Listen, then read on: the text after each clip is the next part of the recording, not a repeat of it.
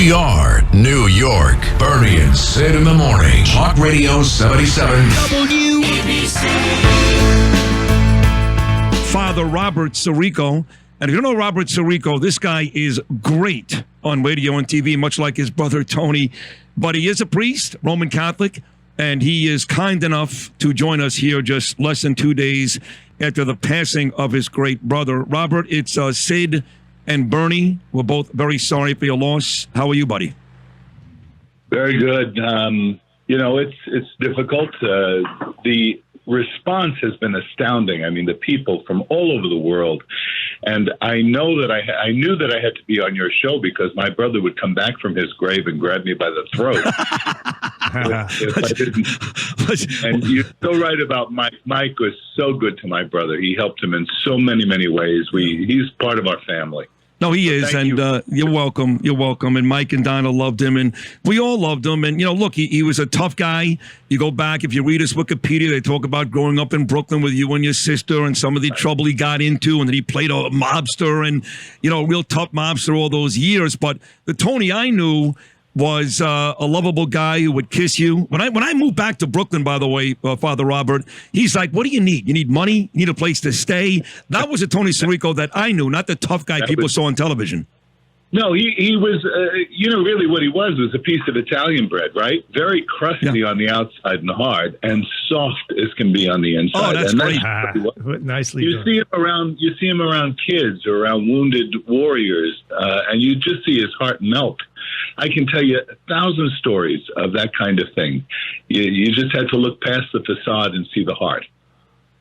Yes, the Reverend Robert Sirico on the Bernie and Sid show. Excuse me, sir, Father Robert. You have a book out called The Economics of the Parables. I throw in a plug for your book, The Economics of the Parables by Robert Sirico. Check it out, folks. But Father Robert, let me ask you, you read the accounts of Tony's life, the latest, of course, he was sleeping on his mother's cot in Brooklyn when he got the call from David Chase. And he had done some serious, literally, so he had done some serious time. Nothing malicious or atrocious. He was just living the life. But apparently he caught himself. He's living with mom, and he gets the call from David Chase. And it's a whole new beginning for him. Can you tell us about that and, fill in some of the blanks there? Yeah, no, you described it very well. I mean, he always had a great ambition to once he saw that troupe in prison. I think it was in Sing Sing. It was a troupe of actors, kind of like a USO but for prisoners. And he just said, maybe that's a better way of being a gangster. And I remember my mother always used to say, especially after he, became known in The Sopranos, she said, I'm just glad he's acting. that was the way it was. He really turned his life around and really followed his best instincts, I think. He initially, by the way, went for the role of Uncle Junior with Dominic Chianese, ended up getting. I know him and Frank Vincent both went for that role, and David Chase said, no, you're going to be Paulie Walnuts. And, Bernie mentioned earlier, I think he's right, that outside of Jimmy, God rest his soul, Gandolfini, Tony, your brother Robert, Father Robert, I should say, I'm sorry, may have been the second most recognizable character on the show. Those gray wings and his hair and just the way he looked. He just presented himself as that perfect guy. He may have very well been the second most recognizable guy on that show in its history. Probably. I know, going through an airport with him was an ordeal, and yet he was so gracious to everybody that came and wanted to take a picture or say hello or just yell, "Hey, Paulie," across the airport. It was a beautiful thing to see, and I felt so proud of him for having turned his life around and really made a good show of it. Father Robert Sirico on the Bernie and Sid show, brother of the late, great, lovable Tony Sirico. Father Robert, he was also, way before The Sopranos, he appeared in Goodfellas. So he had the acting bug, he had some experience, but then apparently fell back into the life, as they say. And were there times? No. I'm sorry, go ahead.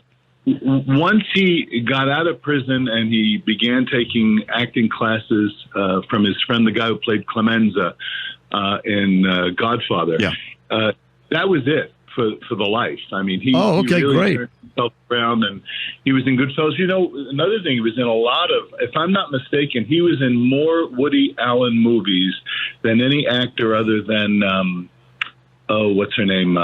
Diane Keaton. Diane Keaton. Right. You may not know that my brother and Woody Allen went to school together, PS 99 in Brooklyn. We all went to PS 99. But he knew Woody. Woody had a different name. Lived around the corner from our candy store, which was on Coney Island Avenue and Avenue K. And I don't. I think he used to beat him up or something. But anyway, they reconnected. Not that was special, because he would do that to anybody in the neighborhood. But they reconnected, and he got a number of nice parts in various Woody Allen, then Goodfellas, and a whole bunch of other movies, Fingers, and that was one of the first horrible movies. Yeah, he also did Bullets Over Broadway, which was a very good movie. He did the Gotti movie, and of course he played the voice of the dog, which was great on the TV show. One thing about Tony, and what separated him, I think, from most other mob actors, was his sense of humor. I mean, he was just a really, really funny guy. I was never in Tony's presence, Father Robert. We didn't make everybody laugh, but I will tell you that I have not seen your brother since Tom Sullivan, Mike's brother, ran his second campaign 3 years ago. And I witnessed stuff like, hey, what was the show I was in? What was the name of that show I was in? And forgetting the Sopranos name, people's names. So I saw early on the deterioration. And for me, it was heartbreaking. Now, you and Mike Sullivan saw a heck of a lot more. But even 3 years ago when it started, Father Robert, it was very difficult to watch. I'm sure for you it was impossible. Well, he never forgot who I was. And I think it was the priest thing and the connection, and his daughter. By the way, you said at the beginning his sister. You meant his daughter. His daughter, right? And, yes. And his son Richard, who survived him. It was difficult, but he maintained his dignity and his sense of humor. He would every now and then come out with something to one of us and just get it in line and that kind of thing, and was very picky on his food. So he weakened over time, and we wanted to keep the public out of that part of it, kind of like Reagan, but he never lost his dignity. The whole story here of the Sirico brothers. I'm sorry, go ahead. I saw him last time I saw him was just a month ago, and I knew we were coming to the end, and I pulled him over to the side, and we went and sat and talked, and I said, Junior, you got to go to confession, And he just said, yeah. I said, so let's do that now. And I put on my stole, and he went to confession. I was able to give him absolution. He's like the good thief on the cross. He stole heaven, this guy. Oh, man. Wow. That is so well said. He always knew that he had to reconcile with God. I'm putting in my own theological language. That wouldn't have been his language. But just to get it right. Wow. And as I was saying, the whole story, and that ties into what I was going to say, the story of the Sirico brothers. One, the life of crime, who ultimately turned his life around. The other becomes a priest. And, this is the stuff of movies, this family and this relationship of yours. And, of course, Father Robert Sirico, again, you have a book out this year, The Economics of the Parables. And you have you made a name for yourself in your own right, separate and apart from your brother. So why don't you tell us a little bit about just yourself, if you don't mind? Well, I had a conversion in my 20s as well. I was away from the faith. I was away from the church. I had been involved in left-wing politics. And then somebody gave me some books to read, and I had a real conversion first on the economic front. I came to appreciate the free market and conservative values, retrieval of those values that I had lost sight of, and then reconverted to the Catholic faith and went to seminary. My brother said, you were always a priest, but he was very proud, as I was of him, he was of me and the work that I did in founding the Acton Institute. here in Grand Rapids, Michigan. And he came, as a matter of fact, on YouTube, there's a hysterical introduction at the 20th anniversary of the dinner. He came in and introduced me. And you said this is the stuff of movies. He made the analogy between our lives and Angels with Dirty Faces, which, of course, is his movie with James Cagney, where James Cagney becomes a gangster and, his name. I know it well. He becomes a gangster, and they put him on death row, and the priest asks him to pretend he's a coward. Who is his buddy? Exactly right.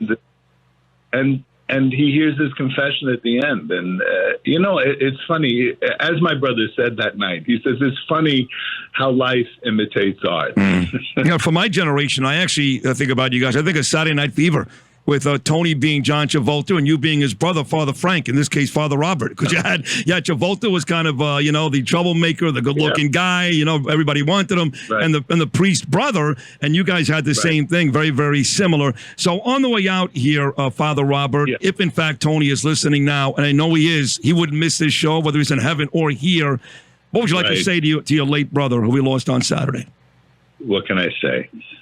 I loved him. And he was an inspiration to me. He made our whole family proud, and I pray for his eternal repose with our parents and his sister, who also died earlier this year. Oh, my God. So, I really thank you for the opportunity to pay this tribute to him. Thank you very much. You were good guys to him, and he loved you.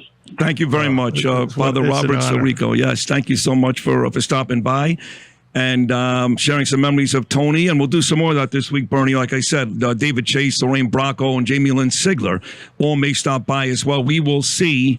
But great job there by Robert Sirico. 1-800-848-WABC, 1-800-848-9222. We'll take a short break. We are New York. Bernie and Sid in the morning. Talk Radio 77. WABC.